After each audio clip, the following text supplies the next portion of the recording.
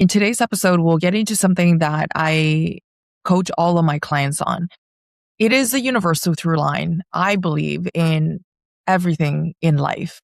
But first, I'm going to share a very personal story with you. And I've actually never really told this story verbally. 24 was honestly the year my resilience was tested over and over again.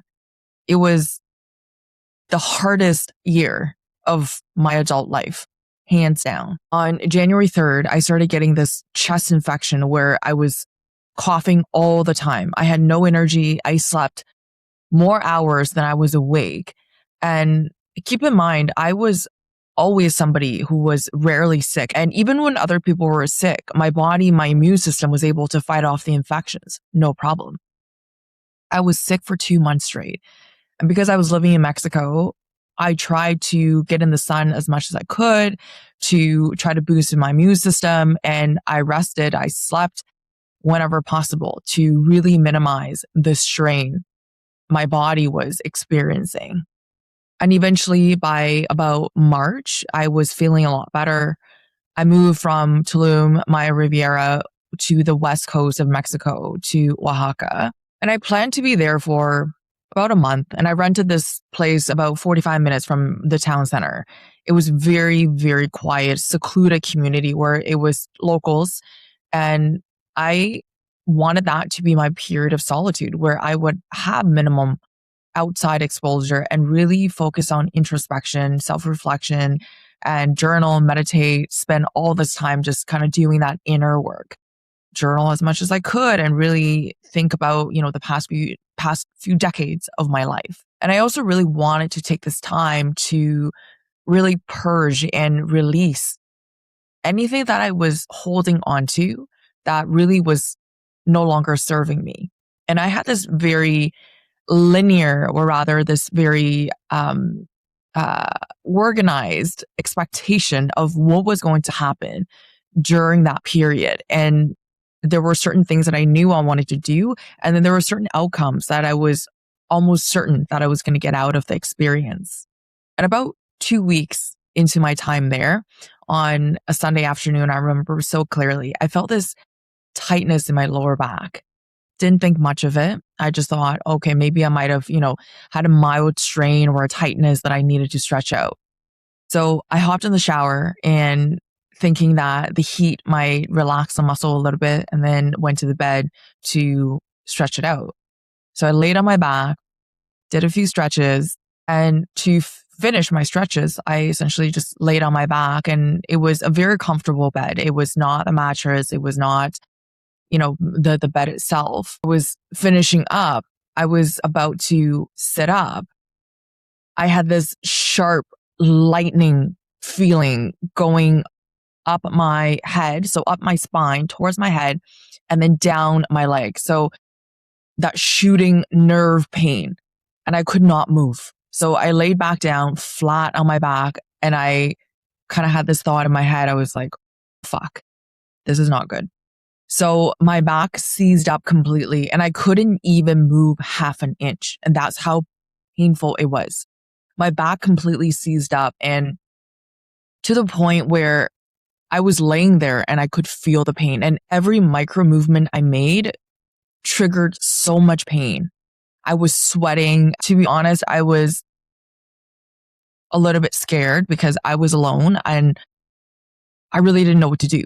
As I was laying on my back, shuffling sideways on the bed, trying to move off the bed to a standing position because I didn't have my phone on me. It was on this desk, basically at the foot of the bed, but it's about a meter away, a meter and a half. And so I was trying to shuffle my way off the bed to essentially get to the desk and get to my phone. But every little movement created so much pain. I would move and then I would go back to the original position. And when I say move, I mean a micro movement. And it took me about 45 minutes to go from that laying position to a seated position. At this point, I wasn't really freaking out. It was more of, how do I get to my phone so I can call somebody, so I can message somebody? And I was sweating buckets. The AC in the room was on, but I was sweating. My body was in so much pain, and every little movement sent this lightning shock up and down my spine, up and down my body. And I could feel that sharp shooting pain. It was almost as if there was a knife cutting me, basically slicing me in half. So eventually I made my way to the desk where my phone was sitting. And by the time I got to the desk, I was drenched in sweat as if I just came out of the shower. And my body was going to shock because I was getting that tunnel vision. My hearing was gone. And it's almost as if I'm in this vacuum. And I knew my body was going to shock. So I sat down and I started breathing, and I started to slow down my breathing and really be very intentional with how I was breathing and with my mind as well. I started talking to myself. We're okay. We're safe. I know you're in pain, but we're going to be okay. So rather than freaking out, I kind of went the opposite way, but I knew things weren't okay.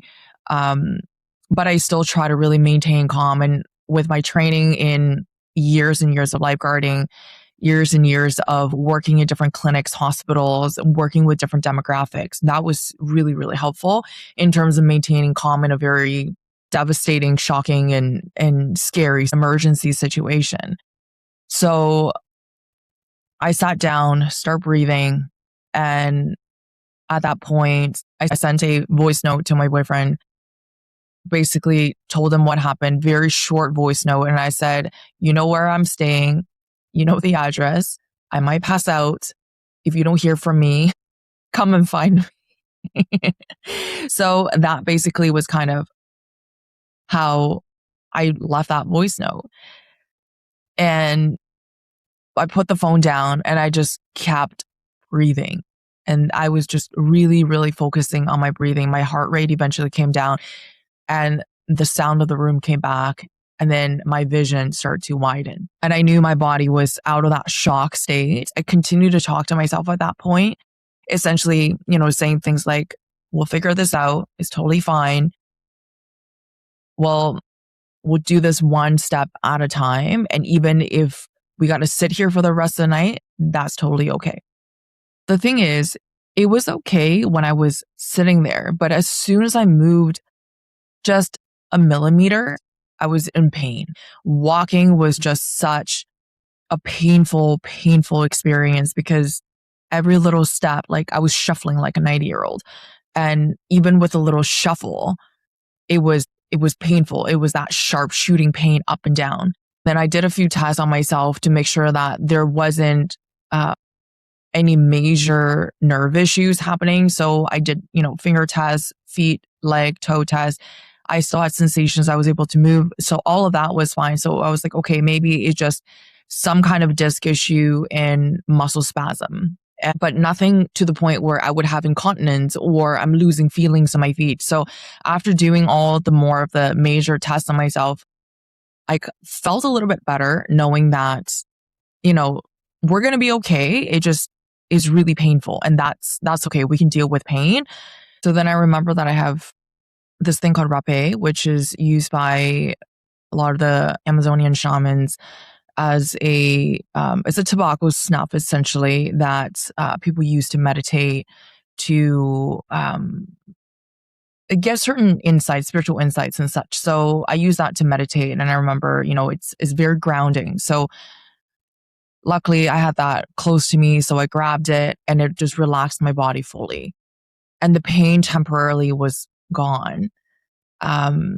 So I was super happy. It wasn't gone completely. It lessened. Before it was more like a 15 out of 10. And then after I did the rapé, it was about, I would say it was a 4. It went down to a 4 out of 10. So it was very much manageable. And I was like, okay, this is great. And I thought it was more of a more of a disc issue. So in the room, there's this closet, and the closet is essentially made of stone. So everything's open, and there was a ledge that I was using before all this happened. I was using to do pull-ups. And so I was like, oh, maybe I can just hang and just allow my spine to decompress. So as soon as I went to hang, my muscles seized up again, and I almost fell off of it from the pain. And luckily, I slowly lowered myself and all the pain came back. And I mean, you can imagine how angry I was with myself. Um, so I slowly shuffled my way back to the chair. And luckily, of course, second round, knew what to expect. And I just kind of sat there and just stayed with myself. The sweat came back, but didn't go into shock. And for the rest of the night, from there, I went to the bathroom just in case I needed to go to the bathroom. Took me about 30 minutes to go from where I was sitting to get to the bathroom. And the bathroom was about 1.5 meters away, I want to say. And of course, getting down to use a toilet was a whole different situation. It was painful. It took me about a good 10 minutes to just go from standing to sitting to get on the toilet. And so eventually shuffled my way back to the bed and back to that laying position. That took me about an hour and a half, basically from the toilet back to the bed. So all of this started in the afternoon, and by the time went to the toilet, came back, it was dark out. It was about, I think, 8, 9 p.m. So took a few hours for me to just shuffle my way around and go use the bathroom.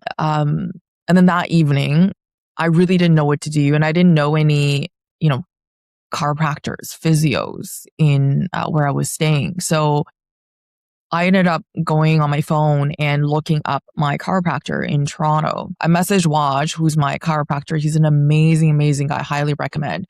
So I messaged Waj and basically was saying, hey, like, I'm going to be doing a virtual with you tomorrow. So the next morning, he hopped on the video and he was like, are you okay? I was like, no, I'm not okay. By that point, I had already been a patient of his for almost 10 years.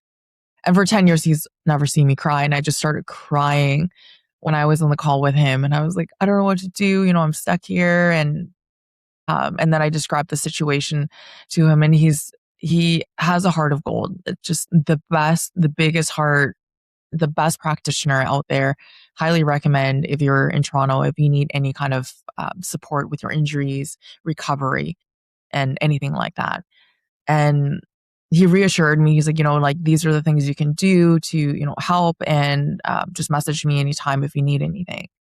So from there, I did a few stretches, and I was very consistent with my relaxation, with just the little bit of mobility I could do. For the first, I would say 3 days, I was shuffling my way to the toilet like a little 90-year-old.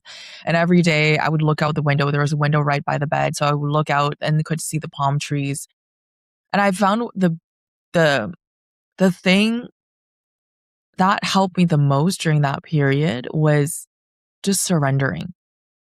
I had a flight booked to Brazil to go see my girlfriend about 2 weeks from that day. So it happened on Sunday. I was supposed to fly out Monday, 2 weeks later. And in my mind at the very beginning was, oh my God, I'm never going to get out of here. I never going to get on the flight to Brazil. And I was almost trying to rush through things, even when I had 2 weeks of time. That gave me a little bit of anxiety of, okay, I need to be here at this time. I need this to happen. And that created so much anxiety, negative emotions that was constantly bubbling up. But then on the opposite side was what I mentioned before, is the sense of we're okay. All things considered, we're in a very good spot. There's no, incontinence, which would have been disastrous being by myself. My hands or feet were okay.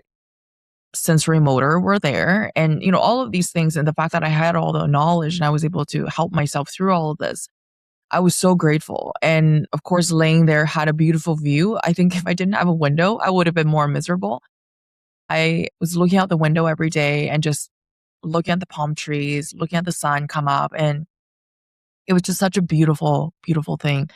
And there were power lines outside of the window, and I could see the little birds, and they were playing with each other on the power lines. And it was the cutest thing. And those are the things that I would have noticed, but I don't think I would have spent a lot of time in to really appreciate those little things. And I could tell when it was getting a little bit windier, when it was, there was no wind. I could see the different types of birds flying in, landing on the power lines.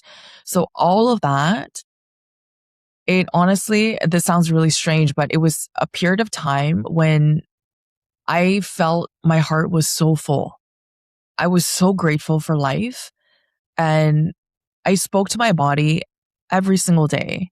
I was essentially when I was doing my stretches on the chair, and I still remember, and there are certain snapshots of moments that I remember. I remember every day when I would sit on the chair and I would do my figure fours on the chair to just stretch out my glutes and my back. And I would talk to my body and I would say things like, I love you so much. You're such a miracle. And everything you do for me, I am so grateful. And I know I put you through a lot, but from here on onwards, I will take care of you. And I know you will always take care of me. And like things like that. And there are certain times I would say it and I would get really emotional because I know how much I've put my body through. I know the stupid things I've done with my body, the things that, I didn't do for my body. And those were the moments that I really understood and really truly, truly appreciated my body, because as humans, we don't really appreciate something. We don't really know the mortality and the finite state of certain things until they're lost, or until it's too late, or until something happens. And it's that moment when it brought everything back to me for me to realize, why have I been taking my body for granted? Why have I been treating it not so poorly, but more so not appreciating it and abusing it at times, and not taking care of it fully and expecting it to support me 100% when I probably give it 70%. And I know, I eat healthy, I work out, I do these things, but there are a lot of things that I also could be doing to support my body and the things that has been able to support me. So those are the things that I think I started to realize, and I started to really learn to come back into my body. And as modern humans, we live so much in the mind. We're always thinking, I need to be here. I need to do this. This needs to be happening. This needs to happen at this time. And so we jump ahead. We're constantly living in the future, as most of us know that. But in moments like that, when the body is like, hey, pay attention because something's wrong. I need your attention. I need your support here. We need to work together. So I'm so grateful for that experience. And this is what I was, saying from the very beginning, is this is a lesson. This is a through line in what I teach my clients. And also just life in general is acceptance. Acceptance of the current situation. Acceptance of this is the way it is. Let's, one, try not to control it. Two, try to put a timeline on it. And three, expect a certain outcome with our human minds when most of this is out of our control. When I say acceptance, I'm not saying, okay, I'm just going to sit here in pain and just know that I'm going to be in pain for the rest of my life. That is not the type of acceptance I'm talking about. What I'm talking about is, this is our current situation. What can we do as our next step to, I don't want to say deal with the situation, because that almost sounds like I'm pushing it away, but more like dance with the situation. Because dancing is, we're mirroring, we're going, we're flowing, we're, in a way almost like playing, being fluid with the situation, rather than grabbing it and saying, well, I need you to be over here on this side. We're doing this. So with my notion of, I need to get on a flight to go to Brazil in 2 weeks, that went out the window. I was like, you know what? If I don't make it on that flight, so be it. I'm just going to stay here for as long as I need to recover. And once, I feel ready, then I'll either book a flight back to Brazil, or I'll book a flight back to Canada, or I'll book a flight somewhere else. Wherever I need to go, my body will tell me. So that's what I mean by acceptance. I've spoken to people before when they have, chronic issues and they're like, I just can't live with this. Are you telling me to accept this? I can't accept this. I can't live with this for the rest of my life. Who told you were going to live with this for the rest of your life? Who told you this is going to be the rest of your life? I'm just saying, accepting what it is right now and finding solutions to either deal with the issue or just know that this is going to be the next 3 years of your life and be okay with that. Because a lot of the struggles in human life is the fight, is the attachment, it is the expectations. That is what makes life hard. But if you start to accept, you start to dance with it, if you start to flow with it, things actually become so much easier. Your 3 year timeline might actually shrink down to 1 or 6 months or even shorter, just because you're no longer fighting with that energy. We've heard of the saying, don't fight fire with fire. You want to fight fire with water. That is dancing with the situation.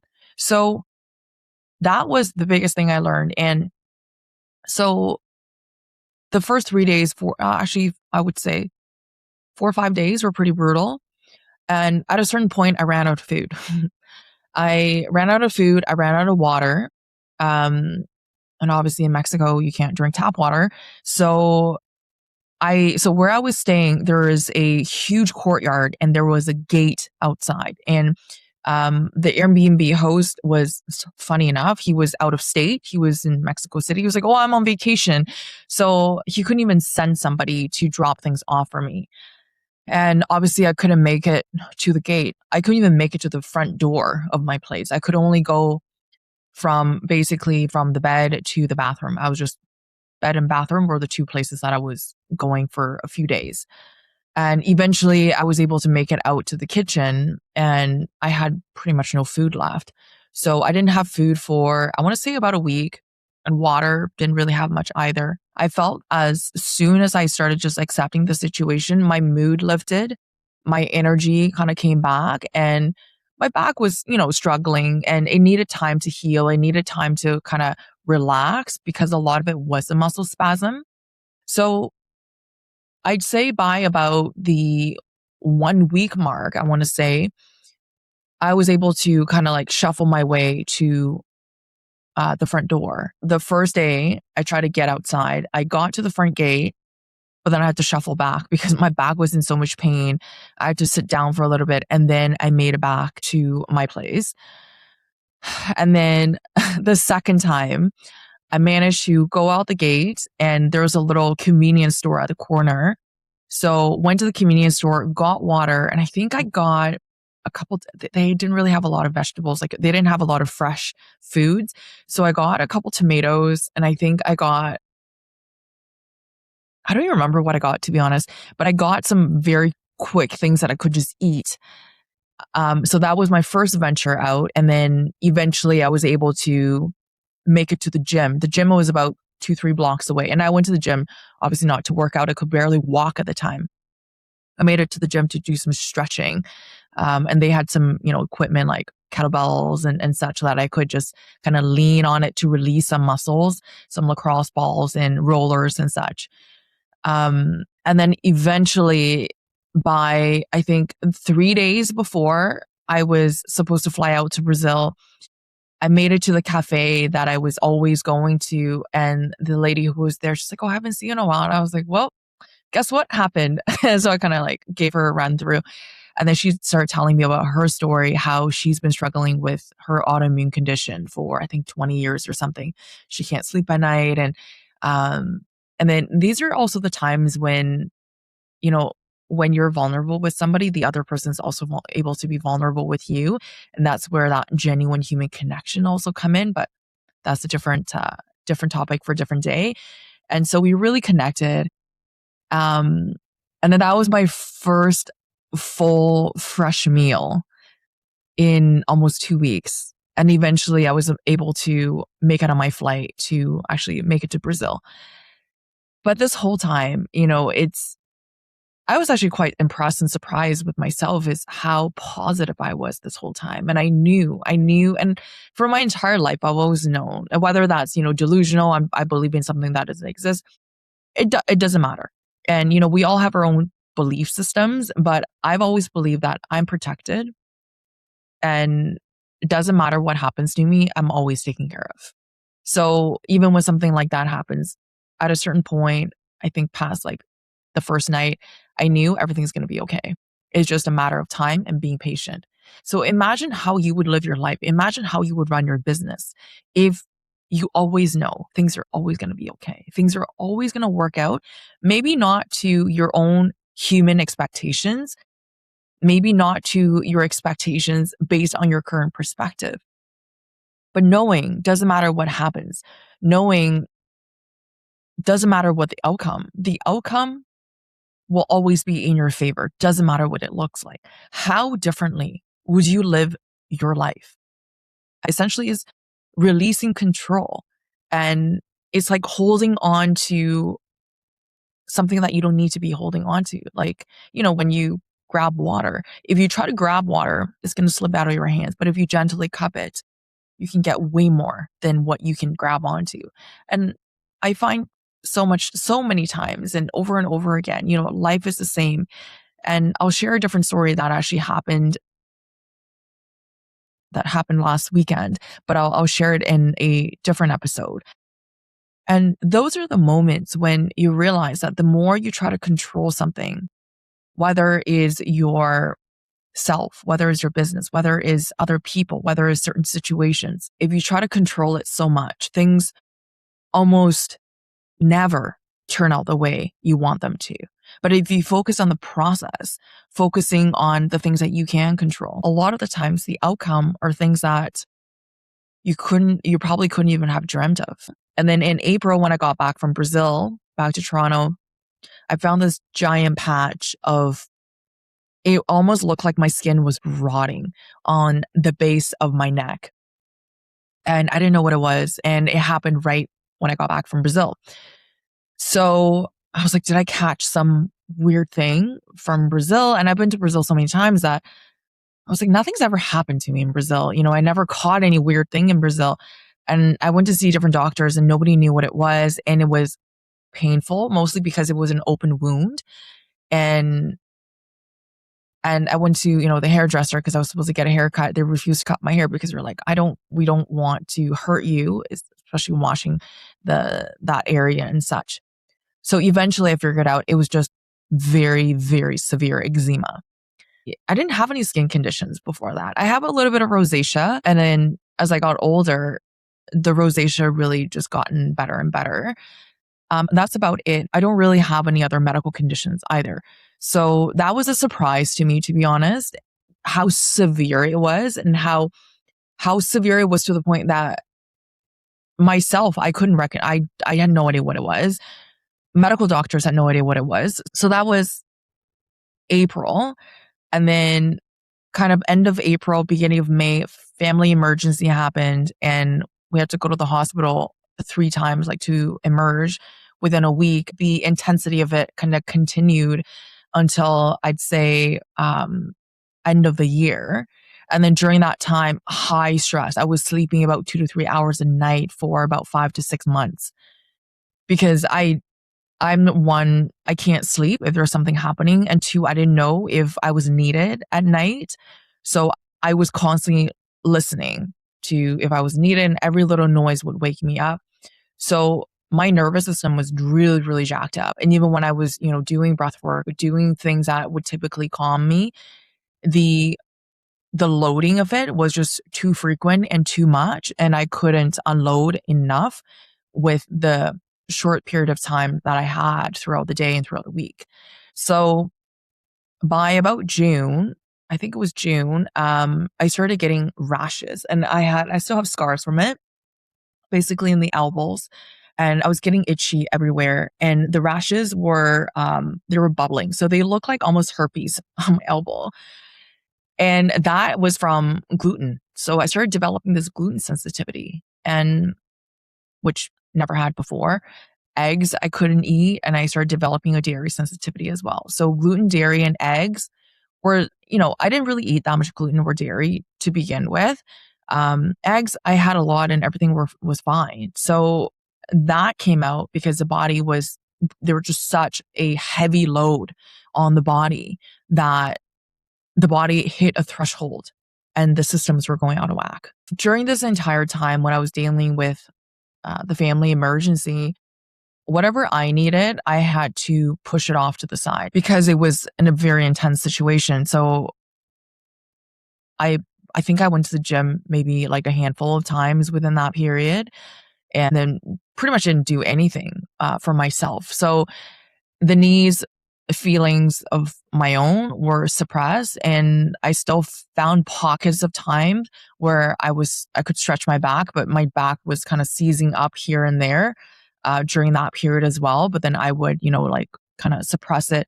And also during that time, there was so much suppressing of my own needs and feelings. It's almost like my back was almost numb because I had to numb the feeling. I had to numb any kind of tightness or pain that I was going through because I was focused on something else completely. And then there were these rashes that started on my neck and shoulder area as well. And, the things that kind of all came out of nowhere. And then by December 2024 and then early on 2025, things kind of started to ease off a little bit. And my body, of course, was still in fight or flight for a few months, even almost a year after that, because after such an intense period of fight or flight for the body, for the nervous system to be so jacked up, the body takes a while to calm down. So a lot of clients, they come to me and, they've been working for 5 years under a lot of stress. And there's so much intensity involved in their daily in and outs that they're disconnected from their body. They've been suppressing their needs. And they come to me and they ask if I can fix them in 3 weeks or a week or 2 weeks. I'm like, but your problem didn't start 3 weeks ago. Your problem started 5 years ago, 3 years ago.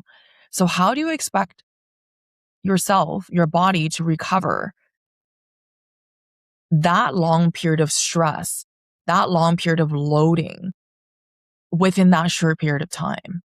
Again, it goes back to, that expectation, attachment.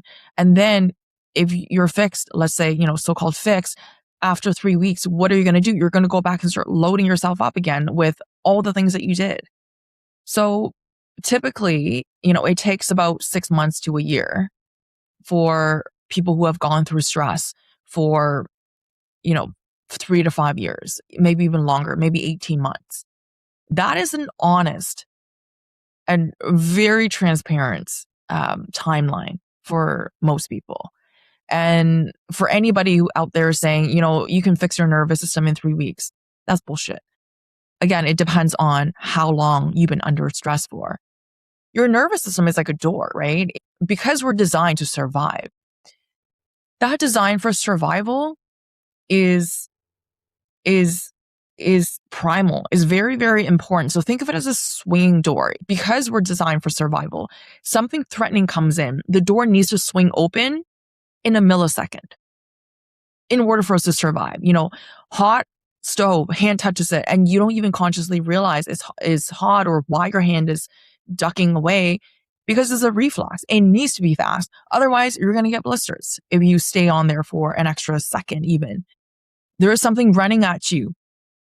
You either freeze or you fight or you're flight. That's a very instinctual response. And that happens within milliseconds. And what happens is when that door swings open, now it knows, okay, so there is a threat happening. We're dealing with something here, even as perceived, an angry client or a prospect, and you really want to sell on your sales call. That is a perceived threat, perceived by your nervous system. And so what happens is that door swings open unless you close your stress cycle or you actively tell your body, we're safe now. Not, oh, you're safe. Like, let's guard down, let's stand down. You really have to tell your body, like your body needs to believe that we are safe. Even then, that door closes very slowly. And it's a survival mechanism. Imagine if the door goes, oh, there's a threat. It swings open. Oh, we're fine now. It swings closed. What if another lion comes out of the bushes? there's a reason why we're on guard for a little bit longer after the threat goes away, is because we want to be on guard just in case there's another threat coming. It is very much so a survival mechanism. So for me, it took about, yeah, almost a year after that to fully recover, get enough sleep, nourish my body, be able to allow everything to kind of go back to its original state. And of course, on top of that, there was that chest infection and the back issue and all the rashes and stuff. As the stress started clearing from my body, as the everything started essentially clearing up, and my body felt safe again, the rashes were gone. The sensitivities were gone as well. So going back to that acceptance point is, imagine if the rashes came out and I was fighting or, trying to control the situation. Oh, I'm going to take medication. I'm going to do this, do that. Is more for suppression, is more for, okay, well, how do we make the rashes go away? Is not how do we take care of our nervous system so the immune system isn't so overloaded, is then just more about controlling the situation. And if I wanted to control my nervous system at that point, then I will then likely want to control the situation of my family emergency, which is something that was completely out of my control. So then for me at that point, it was just, what is my priority? Okay, my priority was about taking care of family. So let's focus on that. Rashes are there. It is what it is. I know everything's going to be fine. I know we can deal with this later. No big deal. And that's kind of what happened. We all deal with hardship in life. Stress is inevitable. And I never tell people to avoid stress, because stress is unavoidable. And also, stress a lot of the times actually make you stronger. And this is why we lift weights. This is why we go through hardship, to learn more about ourselves, to become more resilient. So stressful situations are not bad things. Is how you go into those situations and what you take out of it. Learn to dance with life. Learn to dance with the situations. Learn to flow with it and essentially be with it rather than wrestling with it. Because if you try to wrestle with it, you will lose every single time. Rather than gripping onto something, just hold it and just be with it. And that will make your experience relatively better, and it will make life much easier for you in life, in business, in your relationships as well.